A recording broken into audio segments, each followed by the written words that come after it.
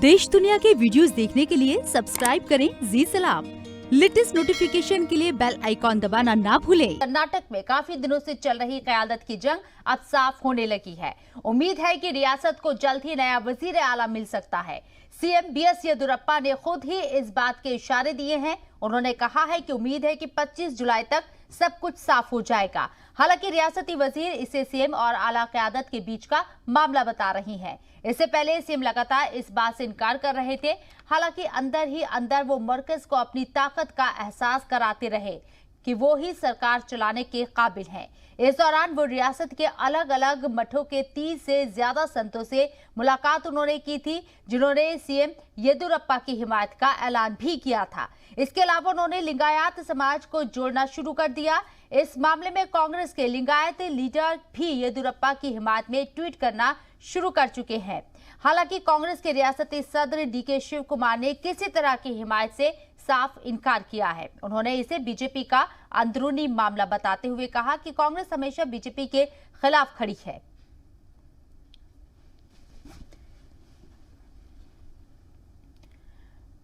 तो बड़ा फैसला हो सकता है। खुद इस बात को लेकर बीएस येदियुरप्पा ने कहा है कि 30 से ज्यादा संतों से, जैसे कि उन्होंने पहले मुलाकात की थी, आला कमान की तरफ से कोई बड़ा फैसला लिया जा सकता है।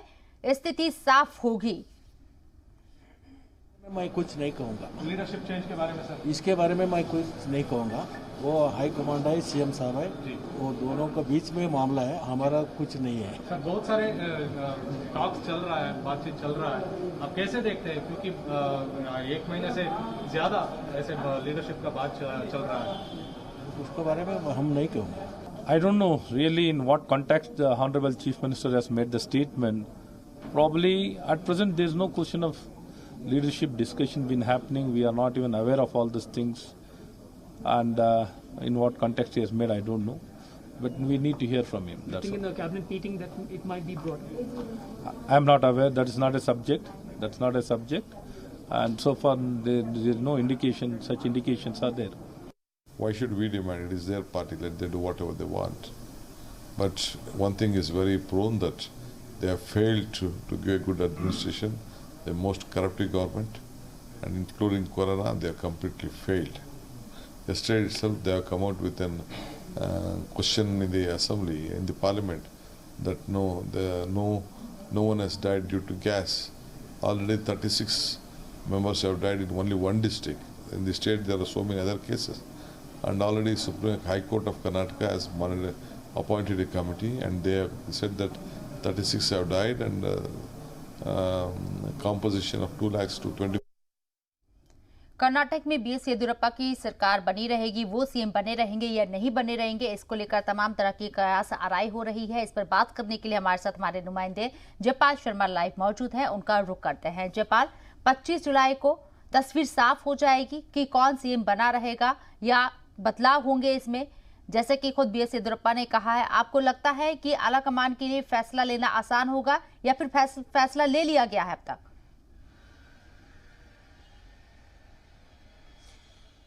देखिए शबनम, आज का जो बीएस येदियुरप्पा का जो बयान है वो कई मायनों में बहुत अहम है।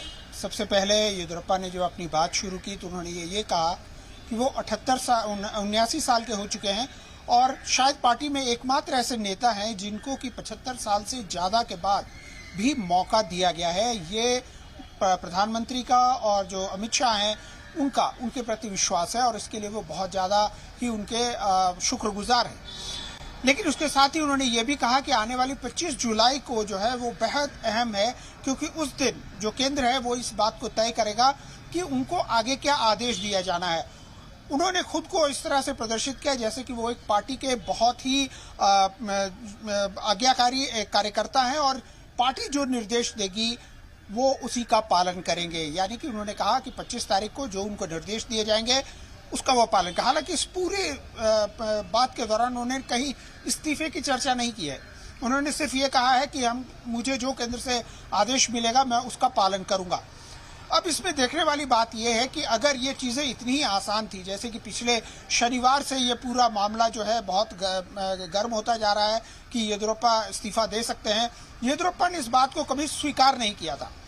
येदियुरप्पा ने इस बात को कभी स्वीकार नहीं किया था और जब भी उनसे पूछा गया उन्होंने इससे इनकार किया। और यहाँ पर आने के बाद वो लगातार हमने देखा कि किस तरह से लिंगायत कम्युनिटी को वो अपने साथ एकजुट करते हुए चल रहे थे। लिंगायत के जो धर्मगुरु हैं वो, या क्या कहते हैं उनके जो सोशल प्लेटफॉर्म है उसके जो अध्यक्ष हैं वो, और इसके अलावा कांग्रेस के कई नेता जो लिंगायत समाज से आते हैं उन्होंने उसका खुल के समर्थन किया। तो एक तरह से येदियुरप्पा ने एक तरह से एहसास कराया कि वो लिंगायत के सर्वमान्य एक नेता हैं।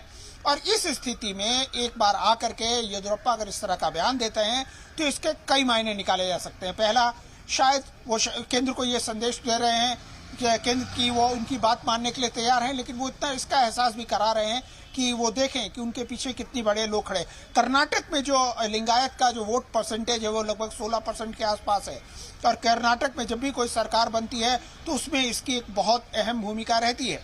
दूसरा, वो ये संकेत शायद देना चाहते हैं कि 25 तारीख को केंद्रीय नेतृत्व जो है उनको जो आदेश दे, हो सकता है कि केंद्रीय नेतृत्व ये कहे कि वो कंटिन्यू करें एक मुख्यमंत्री के रूप में।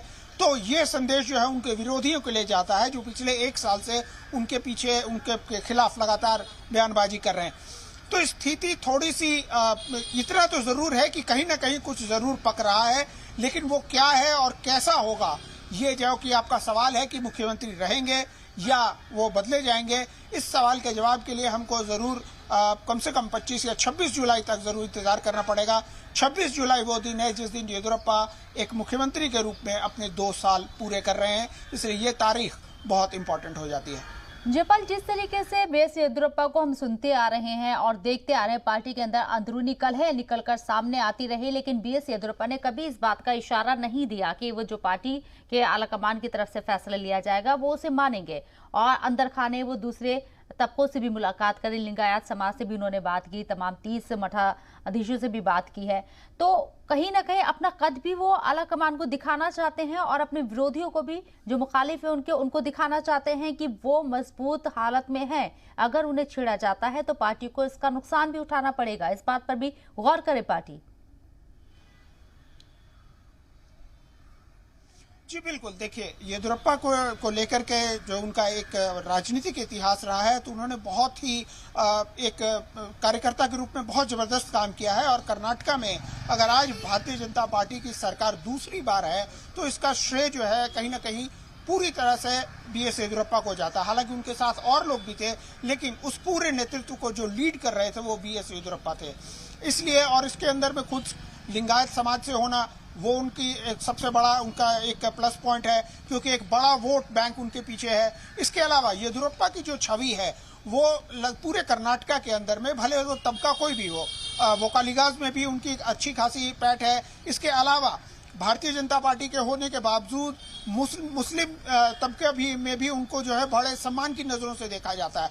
यानी एक नेता के रूप में वो कर्नाटक के अंदर हर तरह के तबके के अंदर, हर समाज के अंदर में एक नेता के रूप में जाने जाते हैं और लोग उनको स्वीकार करते हैं। और यही बात है कि फिलहाल भारतीय जनता पार्टी के पास येदियुरप्पा के पैरेलल का और कोई नेता मौजूद नहीं है। नेता हैं, लेकिन वो येदियुरप्पा के कद के बराबर नहीं है। और ऐसे में येदियुरप्पा ने जब से सरकार बनाई और पिछले 1 साल से जिस तरह से उनके ऊपर लगातार विरोधी बयानबाजी हो रही थी, तो शायद येदियुरप्पा को लगा कि शायद वक्त आ गया है जब वो अपनी एक बार जो जिसको हम कहते हैं पावर या शक्ति, उसका प्रदर्शन करें। अब ये प्रदर्शन वो किसके लिए कर रहे हैं, इसको लेकर के अभी भी कंफ्यूजन है, क्योंकि येदियुरप्पा ने दिल्ली में प्रधानमंत्री की मुलाकात के बाद कहा कि वो कोई इस्तीफा नहीं देने जा रहे, केंद्रीय नेतृत्व उनसे खुश है। और आज का उनका जो बयान है उसके अंदर वो कहते हैं कि केंद्रीय नेतृत्व जो मेरे को आदेश देगा मैं उसका पालन करूंगा। और एक कार्यकर्ता के रूप में उन्होंने ये भी कहा कि अगर मेरे को जिम्मेदारी दी जाती है कि आगे अगले चुनाव के अंदर में फिर भारतीय जनता पार्टी को स्थापित करना है और इसके लिए मेहनत करने की आवश्यकता है, तो उसके लिए भी मैं तैयार हूं। कर्नाटक में भले ही अभी इलेक्शन नहीं है, खुल के सामने में आ गए हैं। जी, कर्नाटक में भले ही अभी इलेक्शन नहीं है, लेकिन 5 रियासतों में इलेक्शन होने हैं और बीजेपी को खुद को मजबूत दिखाने की तमाम कोशिशें करनी चाहिए और वो कर भी रही है अंदर खाने, इसमें कोई शक शुबा नहीं है। लेकिन कर्नाटक के अंदर सरकार के 2 साल कंप्लीट होंगे यहाँ बीएस येदियुरप्पा के सीएम के तौर पर 26 तारीख को।